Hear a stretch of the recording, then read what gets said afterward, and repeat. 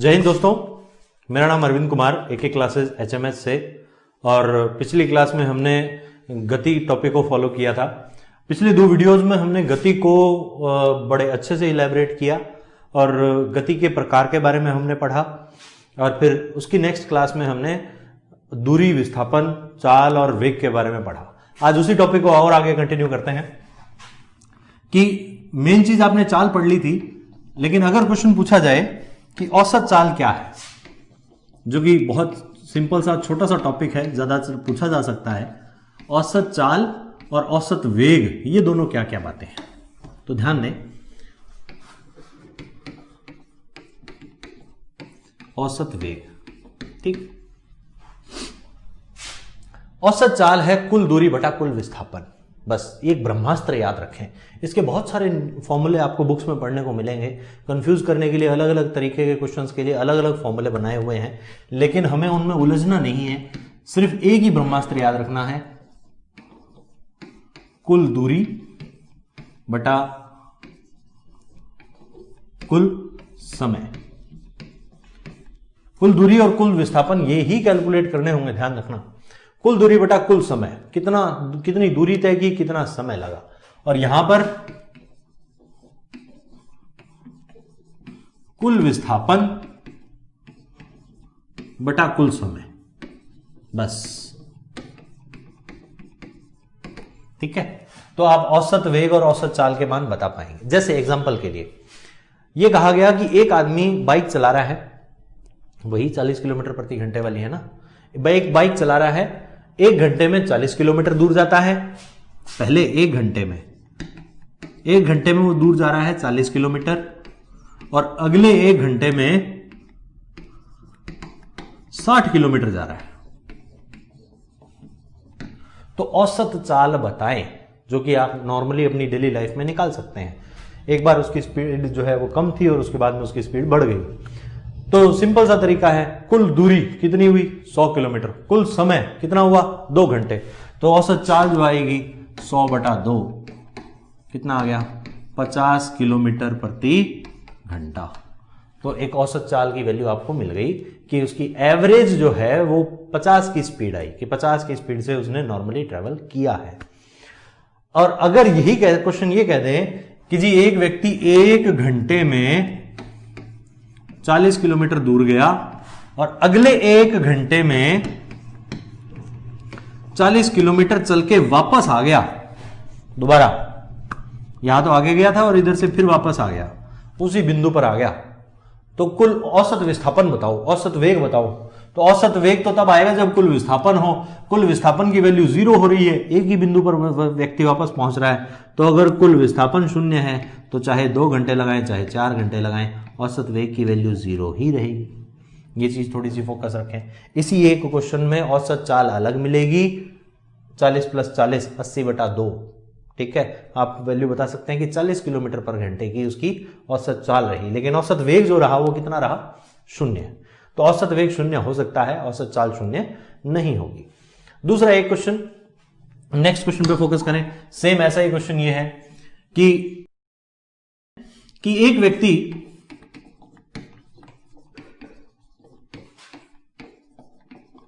अपनी आधी दूरी, अपनी यात्रा की आधी दूरी, जितना भी दूर उसको चलना था वो आधी दूरी तो वो चल रहा है 40 किलोमीटर प्रति घंटे की चाल से, इसकी चाल से,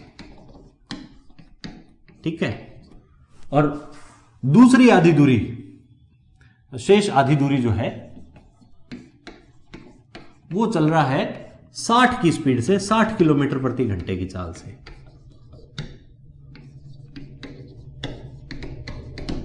चाल से चलता है शेष आधी दूरी, ठीक है। तो अब उसकी औसत चाल बताएं।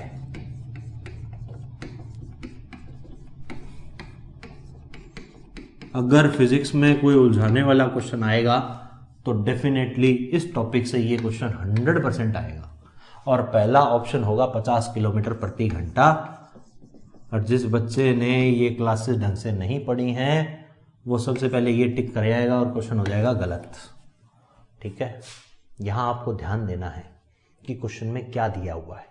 क्वेश्चन में आपको चाल दी हुई है 2 अलग अलग, अब ये दूरी या नहीं है, ध्यान दें, मात्रक पहचान लिया करो, मात्रक देख लिया करो कि क्या मात्रक है। अगर ये सिर्फ 40 किलोमीटर होता तो मैं कह देता ये दूरी है, अगर ये सिर्फ 60 किलोमीटर होता तो कह देते दूरी है, लेकिन यहां मात्रक क्या मिल रहा है, किलोमीटर प्रति घंटा। इसका मतलब ये भी चाल है, ये भी चाल है।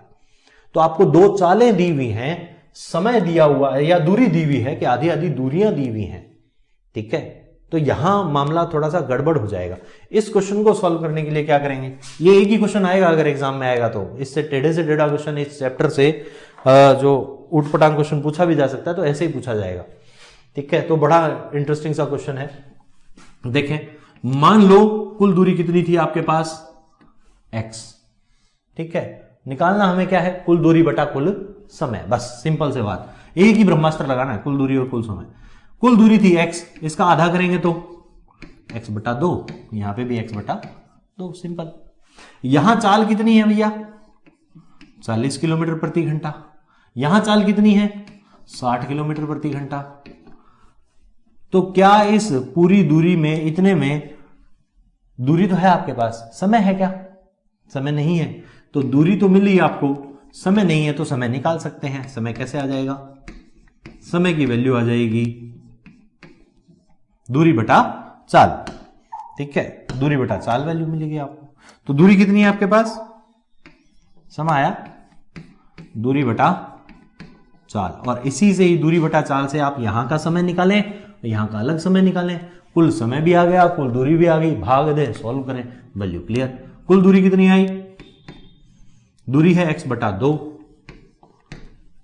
और चाल कितनी है 40 इंटू 40, तो ये हो गया x बटा 80 घंटे, क्योंकि घंटों में कैलकुलेशन चल रही है। ऐसे ही यहां का समय कितना आ जाएगा, x बटा 2 इंटू 60, तो ये x बटा 120 घंटे। तो आपके पास दो समय के मान आ गए, दो दूरियों के मान आ गए। अब अपना फॉर्मूला वापस अप्लाई करें। कुल फॉर्मूला क्या आ जाएगा औसत चाल का, औसत चाल एक ही ब्रह्मास्त्र, कुल दूरी बटा कुल समय। अब कुल दूरी कितनी थी हमारे पास, x बटा 2 मिला के x बना, और कुल समय कितना था हमारे पास, तो x बटा 80 प्लस x बटा 120, और इसको अगर सॉल्व करेंगे आप तो आपको वैल्यू मिलेगी, पूरे को अप्लाई करके देख सकते हैं आप, बड़ा इजीली सॉल्व कर सकते हैं। वैल्यू मिलेगी आपको 120 इंटू 80 इंटू x बटे, ये आपको मिला 200x, बस x से x कट गया, 0 से 0, 0 से 0, और ये आ गया 48 किलोमीटर प्रति घंटा। मैंने आपको कहा था कि फर्स्ट ऑप्शन आपको 50 किलोमीटर प्रति घंटा मिलेगा, जो कि बच्चे ज्यादातर अंदाजा लगा लेते हैं, 60 और 40 दिया हुआ, जोड़ दो घटा दो आधा कर दो, लेकिन यहां ऐसा नहीं है। ये एक क्वेश्चन ऐसा है जहां आपको बी या सी ऑप्शन में 48 दिया होगा, इस क्वेश्चन को 2 बार 3 बार ध्यान से फिर पढ़ लेना। सेम क्वेश्चन ऐसा का ऐसा ही पूछा जाएगा, यही 40 और 60 पूछे जाएंगे। क्यों, क्योंकि ज्यादातर बच्चे इस 40 और 60 में आधा करके 50 ही निकाल के आते हैं। ये क्वेश्चन बहुत इंपॉर्टेंट है और बहुत से कॉम्पिटिशन्स में पूछा हुआ है, इसको जरा ध्यान रखें। ओके, तो औसत चाल और औसत वेग हमने पढ़ लिया। नेक्स्ट एक वर्ड आता है तात्क्षणिक चाल। ये तात्क्षणिक चाल क्या है, तात्क्षणिक मतलब इंग्लिश टर्म इंस्टेंटेनियस, थोड़ा सा लंबा नाम है, याद रखने की जरूरत नहीं है, स्पीड तो आप याद रखें थोड़ा सा। तात्क्षणिक चाल क्या है, किसी निश्चित क्षण पर चाल, उसे एक निश्चित क्षण पर चाल। अब आपकी बाइक में जो मीटर लगा हुआ है जो आपकी स्पीड बता रहा है, पहली बात तो उस मीटर का नाम क्या है, तो उस मीटर को हम कहते हैं ओडोमीटर, याद रखें। उसको स्पीडोमीटर नहीं कहेंगे भैया, ठीक है, उसको ओडोमीटर कहते हैं, जो आपकी स्पीड बताता है। अब आपने बाइक चलाई 12 बजे से लेकर के 1 बजे तक बाइक चलाई, ठीक है, और 1 बजे तक जो भी आप जहां भी घूमना था आप घूम फिर के आए। घर पे आते ही मैंने आपसे ये पूछा कि 12:45 और 30 सेकंड पर आपकी चाल क्या थी, तो वो किससे पता लगेगी, वो आपकी इस ओडोमीटर से पता लगेगी। कि आपकी किस दिशा में, दिशा तो नहीं बता सकते लेकिन परिमाण बता सकते हैं कि कितनी चाल थी। वो तो यहां से पता लगेगी कि 45 सेकंड पर 12:45 30 सेकंड पर आपकी चाल ये थी। उसी टाइम आपका ब्रेकर आ गया कोई, तो आपने ब्रेक लगाया, चाल हाथों हाथ घट गई, उसी क्षण घट गई। तो वो जो क्षणिक मान जो मिल रहा है वो हमें तात्क्षणिक चाल को व्यक्त कर रहा है। बाइक का ओडोमीटर बताता है। ये कुछ बीच बीच की बातें हैं, ये आपको याद रखनी चाहिए क्योंकि एग्जाम में ऐसी ऐसी छोटी मोटी बातें उठा के पूछ ली जाती हैं। ओके, तो हमने चाल और वेग के बारे में ये सारी बातें पढ़ ली। नेक्स्ट टॉपिक हमारा आता है गति के समीकरण। बहुत इंपॉर्टेंट है भैया।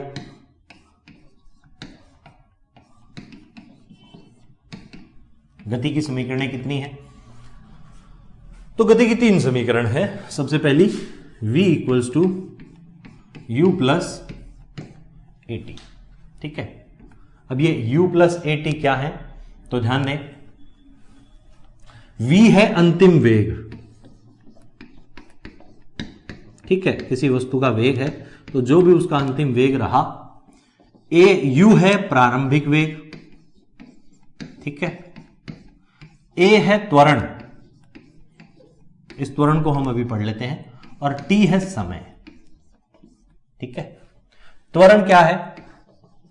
त्वरण है वेग में परिवर्तन की दर।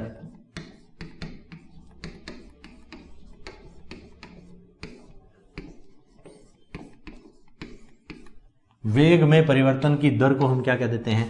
त्वरण। ठीक है, कैसे कह देते हैं? तो इस फॉर्मूले से ही त्वरण बताया गया है, इसी फॉर्मूले से बना सकते हैं। कैसे बनाएंगे? तो जरा ए टी की वैल्यू निकालें। ए टी बराबर v माइनस यू और t बराबर v minus you over T. तो आप देख सकते हैं, सॉरी a की वैल्यू आएगी यहां,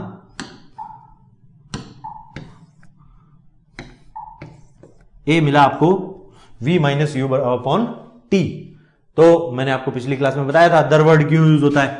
दर वर्ड हम यूज करते हैं जहां क्या है? 1/समय, वो आ रहा है 1/समय। परिवर्तन तब यूज करते हैं जब कोई चीज माइनस हो रही हो, अंतर कैलकुलेट कर रहे हो, तभी तो बदलाव पता लगेगा। तो यहां वेगों में परिवर्तन हो रहा है और समय के सापेक्ष हो रहा है, तो इसको हम क्या कह देते हैं? त्वरण। मात्रक क्या बन जाएगा इसका? त्वरण का मात्रक, तो त्वरण का मात्रक बनेगा मीटर प्रति सेकेंड स्क्वायर। याद रखें, ठीक है, मीटर प्रति सेकेंड स्क्वायर मात्रक बनेगा, ये चीज याद रखें। अच्छा, पहली समीकरण हम पढ़ रहे थे ये वाली, v equals to u plus a t. ये बातें याद रखना। v अंतिम वेग है, u प्रारंभिक वेग है, a त्वरण है, t समय। आपने अपनी बाइक का रेस जो बढ़ा, रेस बोलते हैं ना जिसे हम, वो एक्चुअल में एक्सेलरेटर होता है। इस त्वरण को ही इंग्लिश में एक्सेलरेशन कहते हैं, एक्सेलरेशन। ठीक है, और ये एक्सेलरेशन ही उस बाइक के एक्सेलरेटर जो है वर्ड के लिए जिम्मेदार है। आपने एक्सेलरेटर वर्ड उसी को इसीलिए बोला है कि वो वेग को परिवर्तित कर देता है। अब अगर वेग बढ़ते क्रम में है, a का मान क्या आएगा? ज्यादा आएगा। सिंपल सी बात, अगर v का मान ज्यादा है, अंतिम वेग ज्यादा है, आपने गाड़ी स्टार्ट की थी 20 से चलना और 5 मिनट बाद में देखा तो आपकी स्पीड 60 हो रखी है, तो आपने अंतर कैलकुलेट कर लिया, तो ये पॉजिटिव वैल्यू आ रही है। अगर वेग बढ़ते क्रम में जा रहा है तो इसको तो हम त्वरण कहते हैं। और मान लो किसी मोहल्ले से गुजरे आप, जहां आपको ब्रेक लगाने की आवश्यकता थी। हर व्यक्ति का एक स्पेशल मोहल्ला होता है ना? तो उस मोहल्ले से जब आप गुजर रहे हैं तो आपने ब्रेक लगाए, ब्रेक लगाते ही आपकी गाड़ी स्लो हो गई। ओके, और स्लो अगर हो रही है तो आपका अंतिम वेग कम हो जाएगा। आप 80 पर चल रहे थे, आपने ब्रेक लगाया, आपकी स्पीड हो गई 60 की, 50 की, तो आपका अंतिम वेग जो है वो 50 काउंट होगा, प्रारंभिक वेग 80 काउंट होगा। तो आप जब यहां कैलकुलेट करेंगे, दोनों में अंतर जब निकालेंगे तो वैल्यू नेगेटिव आएगी। और इस नेगेटिव त्वरण को, ऋणात्मक त्वरण को मंदन कहते हैं। सिर्फ वर्ड याद रखना चाहिए आपको, ठीक है, एग्जाम में वर्ड ही पूछा जाएगा। नेगेटिव त्वरण को मंदन कहते हैं। तो जब भी आप ब्रेक लगाएंगे तो वो ब्रेक लगाते ही वस्तु का वेग घट गया, और वेग घटा है तो उसको हम नेगेटिव त्वरण कहेंगे, मंदन कहेंगे। तो त्वरण का कंसेप्ट यहां क्लियर है। त्वरण, देखो फिजिक्स में जितने भी टॉपिक्स है ना, ये सब आपस में इंटरकनेक्ट है। ठीक है, तो आप ये नहीं सोच के चलें कि हमने जो है गति पढ़ ली तो हमें आगे बल में इसकी जरूरत नहीं पड़ेगी। बल में भी यही बातें वापस बार बार आएंगी, तो आपको वहां ये फोकस, ये कंसेप्ट जो है ये क्लियर होने चाहिए। इन चीजों पे थोड़ा सा ध्यान दें। ओके, तो त्वरण हम पढ़ रहे थे कि रेस दे दी आपने बाइक की अगर रेस बढ़ा देंगे तब तो ये क्या बनेगा, पॉजिटिव त्वरण, और अगर ब्रेक लगा देंगे तो ये क्या बन जाएगा, नेगेटिव त्वरण, जिसे हम कह देते हैं मंदन। अच्छा, मात्रक पता लग गया हमें और पहली समीकरण पता लग गई। तो पहली समीकरण में 4 बातें हैं, अंतिम वेग, प्रारंभिक वेग, ए और टी।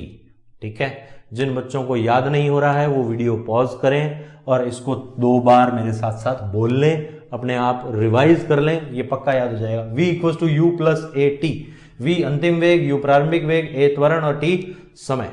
ठीक है, कोई भी मान हो सकता है, इनके जो भी वैल्यूज दी हो आप उसमें वैल्यू को पुट करें, सॉल्व करें, लेकिन समीकरण आपको पता हो। अच्छा, नेक्स्ट दूसरी समीकरण पे आते हैं भैया। दूसरी समीकरण है, हो जा भाई, हाँ, दूसरी समीकरण s equals to u plus ut plus half a t square. अब फिर वापस वही बातें, क्या क्या चीजें आ गई। तो s आ गया है विस्थापन, कि कितना विस्थापन आया, u वही प्रारंभिक वेग, t वही समय, a फिर त्वरण और t फिर समय। ठीक है, तो किसी समय में अगर दूरी तय करनी है तो दूरी की वैल्यू कैलकुलेट करनी है, पहले तो वेग ही वेग था हमारे पास, अगर दूरी निकालनी है तो हमारे पास ये मान होने चाहिए। और अगर ये कहेंगे जी वस्तु विराम अवस्था से चल रही है, विराम वर्ड डाला जाए ना किसी क्वेश्चन में या किसी सेंटेंस में, विराम अवस्था से गति प्रारंभ हो तो u की वैल्यू क्या लेंगे आप, हमेशा 0। विराम अवस्था से कोई चलना शुरू हो रही है तो उसका प्रारंभिक वेग 0 होता है। ठीक है, जैसे आगे हम टॉपिक पढ़ना है हमें गुरुत्वाकर्षण के अधीन गति में, तो अगर किसी वस्तु को ऊपर से गिरा देंगे, छोड़ देंगे यहां से, तो यहां उसका प्रारंभिक वेग 0 माना जाएगा, तो u की वैल्यू 0 रहेगी, ये ध्यान रखें थोड़ा सा। ओके, तो दूसरी समीकरण भी हमारी तैयार होगी, s equals to ut plus half a t square.